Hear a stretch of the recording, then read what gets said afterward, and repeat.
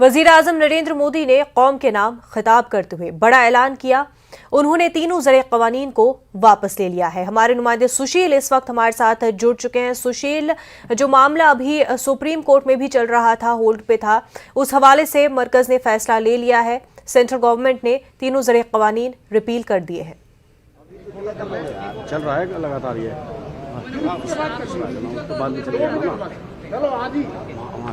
बाद में चले जाना। सुशील, आप तक हमारी आवाज पहुंच पा रही है? सबसे महत्वपूर्ण बात मैं आपको दिखाऊं कि जी, गाजीपुर पर हवन किया जा रहा है। हवन ये इसलिए जी, देखिए गाजीपुर पर हवन किया जा रहा है। हवन फिलहाल उन तमाम किसानों के लिए है जो जिन्होंने शहादत दी है।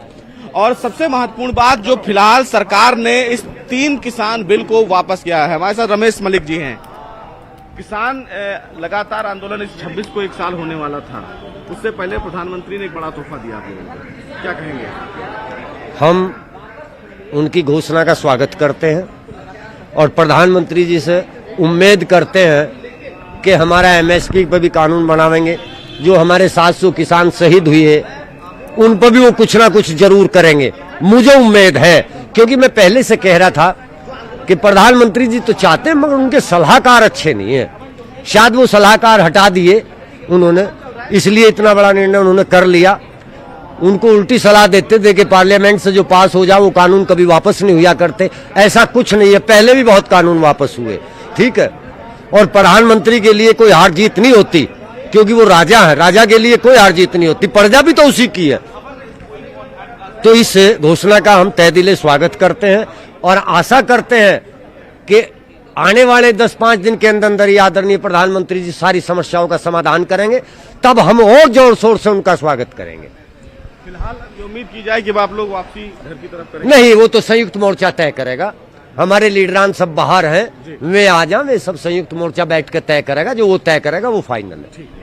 तो रमेश मलिक जी हैं, राकेश टिकैत के साथ रहते हैं, संयुक्त किसान मोर्चा के फिलहाल नेता हैं। लेकिन आपको दिखाना चाहूंगा कि ये तस्वीर पहली बार गाजीपुर में देखने को मिली है। इससे पहले फिलहाल गाजीपुर में हवन फिलहाल देखने को नहीं मिला था। लगातार यहाँ पर विरोध के स्वर काफी तेजी से सरकार के खिलाफ देखने को मिला। लेकिन पहली बार है जब तमाम जो फिलहाल किसान नेता हैं वो हवन कर रहे हैं। आप देख सकते हैं कि यहाँ पर ये हवन उन तमाम किसानों के लिए भी किया गया है।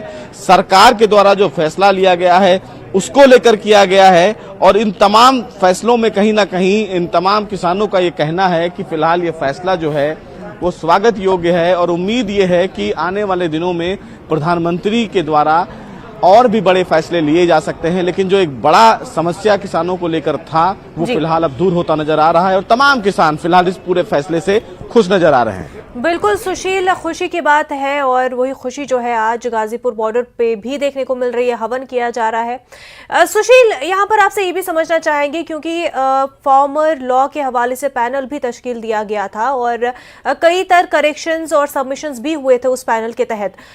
क्या वो करेक्शन नहीं किए जा रहे थे? क्या वो करेक्शन ही नहीं करना चाह रही थी मरकजी हुकूमत की? अब वो सबमिशंस जो रिपोर्ट सबमिट की गई थी करेक्शन के हवाले से उस पैनल के द्वारा के जरिए, उसको कंसिडर भी नहीं किया गया और सीधा तौर पर यह फैसला लिया गया कि तीनों ज़रिए क़वानीन हटा दिए जाएंगे।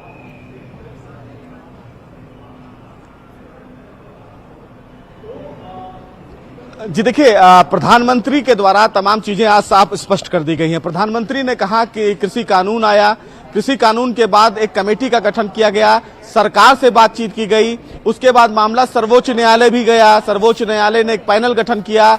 सुप्रीम कोर्ट ने ये कहा कि फिलहाल ये जो कृषि कानून है वो फिलहाल अभी लागू नहीं किया जाएगा। लेकिन बावजूद इसके एक किसान का वर्ग जो था वो संतुष्ट नहीं था। प्रधानमंत्री ने यह भी स्पष्ट किया कि चूंकि जो कानून था वो छोटे किसानों के लिए है और तमाम जो ऐसे किसान हैं उन्हें प्रधानमंत्री के द्वारा जो कई जो फिलहाल प्रधानमंत्री के द्वारा नियम बनाए गए हैं, जो फिलहाल कानून बनाए गए हैं, उसके द्वारा उन्हें हमेशा उनके खातों में पैसे भेजे भी गए हैं। लेकिन सबसे महत्वपूर्ण बात है कि आखिर जो कानून आया उस कानून से क्या किसान संतुष्ट हैं या नहीं। उनकी तरफ से ये कहा गया कि हमारी तपस्या में कोई थोड़ी सी कमी देखने को मिली, शायद इसकी वजह से ये फिलहाल किसानों को संतुष्ट नहीं कर पाए। बिल्कुल, किसान जो है खुश नहीं थे, इस हवाले से ऐलान किया गया। बेहद शुक्रिया सुशील आपका। लोग उनकी पूजा करते हैं, सभी लोग उनको अपना गुरु मानते हैं, सभी धर्म के लोग, सभी जातियों के लोग। उन्होंने इंसानियत के लिए अपना पूरा जीवन बहुत कुछ किया और सबका फ़र्ज़ है कि उनके बताए हुए रास्ते पे चलें। हम भी पूरी कोशिश करते हैं, अपनी सरकार भी उन्हीं के बताए हुए संदेश पे हम चलाएं और अपना जीवन भी उन्हीं के बताए हुए रास्ते पे करें।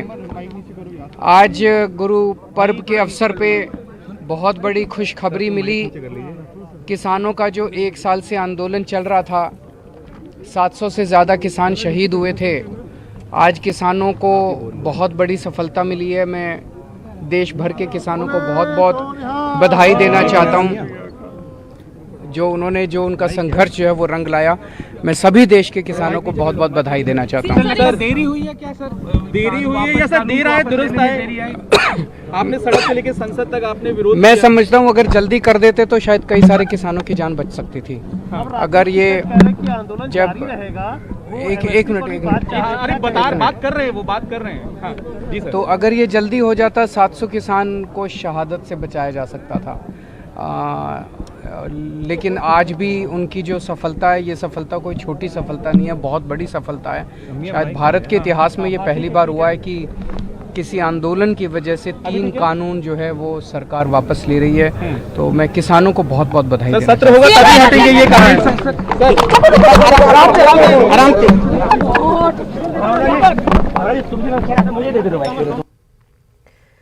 तो दिल्ली के वज़ीर-ए-आला अरविंद केजरीवाल मुबारकबाद दे रहे थे किसानों को आज के पाक मौके पर, मुक़द्दस मौके पर, गुरु पर्व पर जो ऐलान हुआ है उस हवाले से बता रहे थे कि किसानों की जीत हुई है। लेकिन अगर देर न की जाती तो 700 के करीब जो किसान शहीद हुए हैं शायद न होते। लेकिन इस इक़दाम की, इस ऐलान की, इस फैसले की सराहना करते हैं।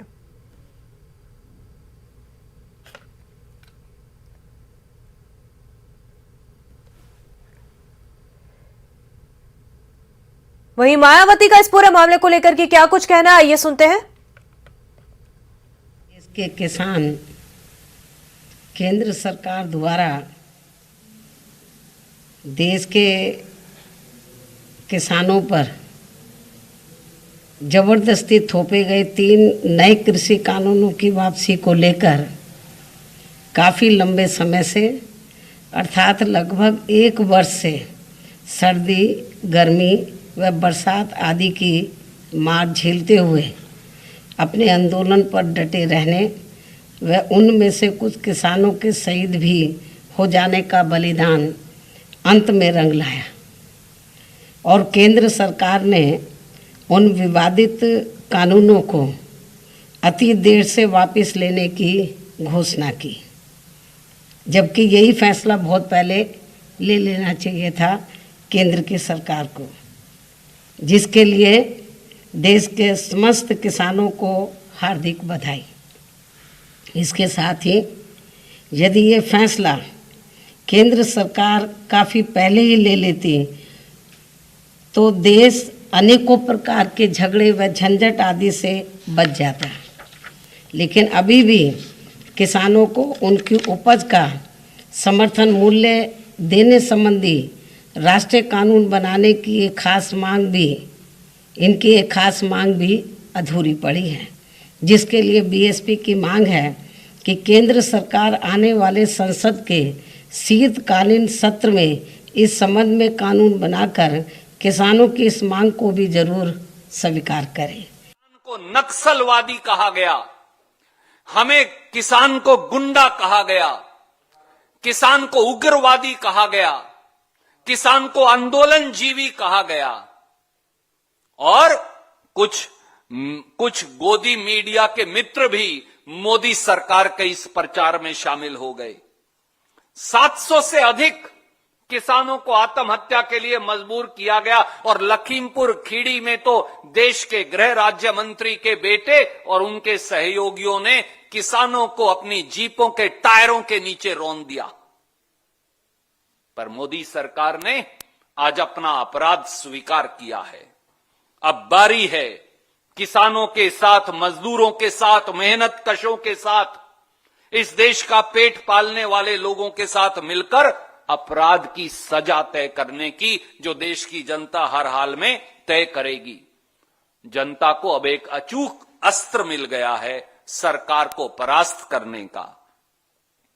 जितना श्रेय हमारे किसानों के आंदोलन को जाता है, हमारे किसान भाइयों को जाता है, वहां मोदी सरकार का 5 राज्यों में पंजाब से उत्तर प्रदेश तक हारने के डर को भी जाता है। अब जनता समझ गई है, इसीलिए मैंने कहा कि भाजपा की हार के आगे ही देश की जीत है। पिछले 7 सालों से लगातार मोदी जी और उनके मित्रों ने किसानों का दमन किया। सरकार में आते ही प्रधानमंत्री मोदी जी ने किसान को दिए जाने वाला बोनस बंद कर दिया। प्रांतों को कहा, अगर बोनस दोगे तो न्यूनतम समर्थन मूल्य पर खरीद नहीं होगी। मैं फिर याद कराऊं, पिछले 7 सालों में किसानों के जो उचित मुआवजा अधिकार कानून जो कांग्रेस लाई थी, उसे खत्म करने का षड्यंत्र किया गया। जब उन अध्यादेशों के खिलाफ समूचे विपक्ष राहुल गांधी जी के नेतृत्व में रामलीला ग्राउंड से खेत खलिहान तक लड़ा, तो वो अध्यादेश वापस लेना पड़ा।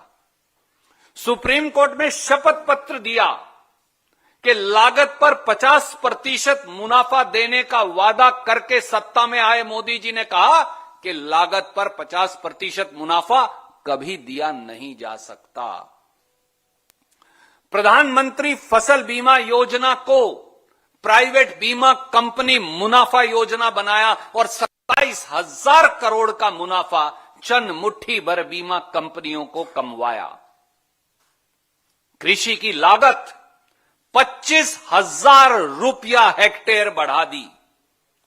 खेती पर टैक्स लगाकर, खाद पर टैक्स लगाकर, कीटनाशक दवाई पर टैक्स लगाकर, ट्रैक्टर पर टैक्स लगाकर, खेती के उपकरणों पर टैक्स लगाकर और डीजल पर 3 रुपया 56 पैसे से टैक्स 28 रुपया प्रति लीटर बढ़ाकर, और आय दुगनी करने का वादे की बजाय किसान की आय 27 रुपया प्रतिदिन रह गई।